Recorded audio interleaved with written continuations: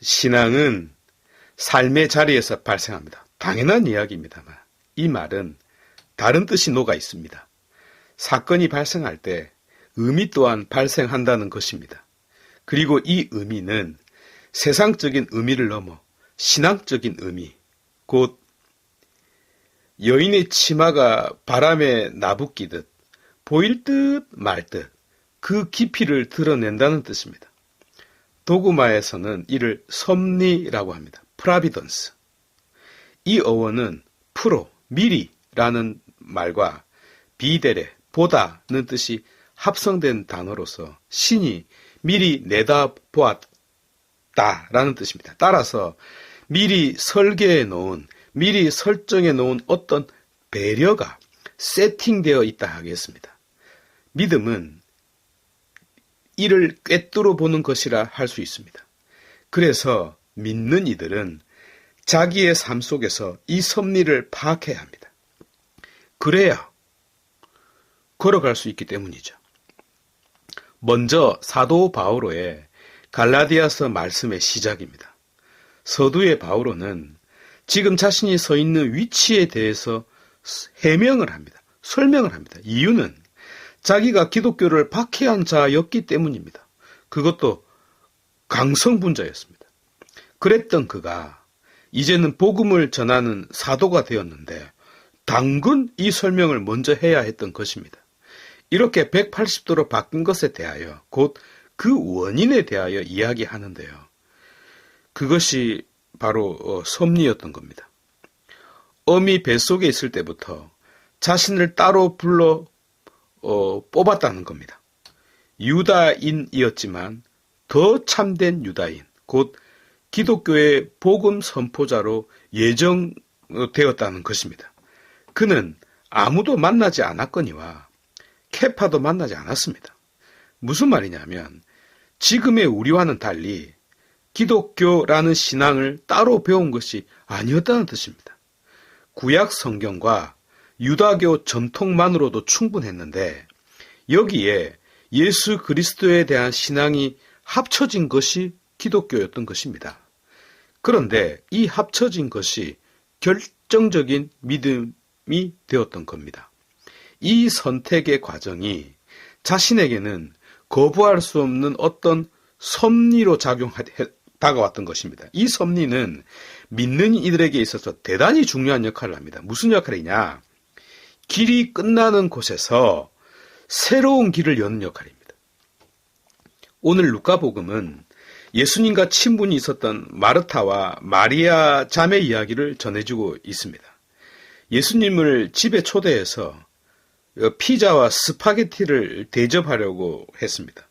그런데 언니 마르타는 피자를 화덕에 넣어서 땀을 뻘뻘 흘리며 준비하고 있는데 이 동생 마리아는 예수님 발치에 앉아서 선풍기 틀어놓고 노닥거리고 있네요. 12제자들은 이미 막걸리를 마시고 자리를 깔고 앉았는데 그것도 삼국지의 장비처럼 들이붓고 있습니다. 얼마나 일손이 딸리겠습니까?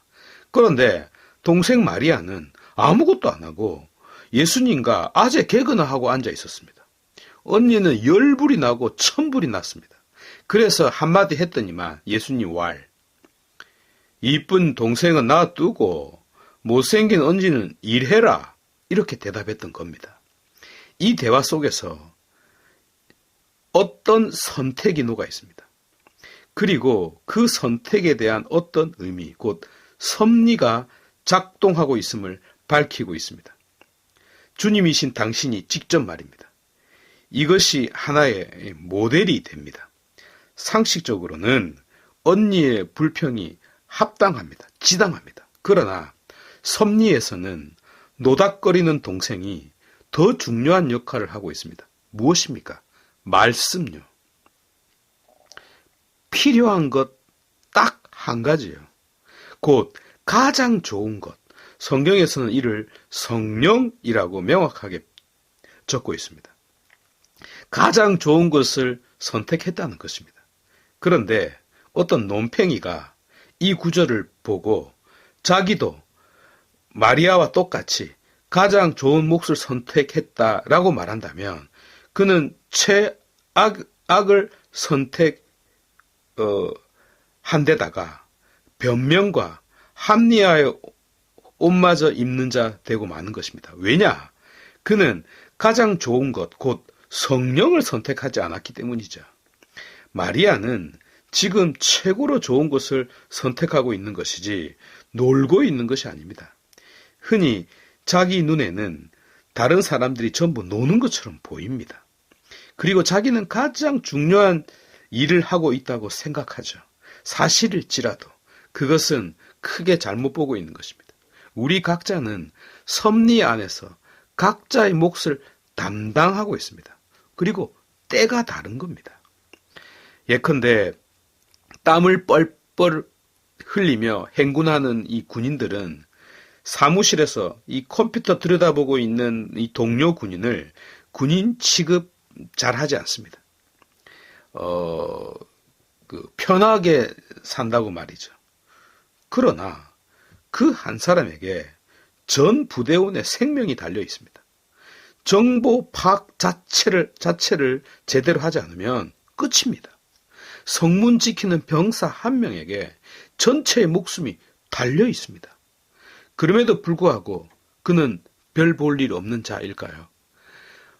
동생 마리아는 바로 이런 일을 하고 있다고 해도 과언이 아닌 것이죠. 우리가 제대로 보지 못하고 있는 겁니다.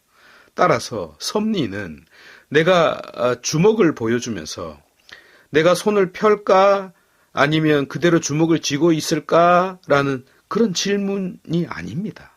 그것은 손을 쥐고 있을 때의 의미와 손을 폈을 때의 의미를 가리키는 것입니다.